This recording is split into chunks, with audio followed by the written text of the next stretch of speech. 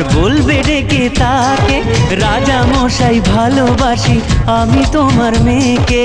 তাহলে তো ভীষণ বিপদ। এখন কি করে বলে সে আসল কথা, ভেবে ভেবে রাজকুমারীর মনে ব্যথা।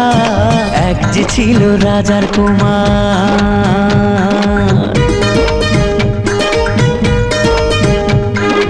ওদিকে সেই অন্য দেশে রাজার কুমার এসে বিয়ের কথা বলতে এলো হবু জামাই বেশে।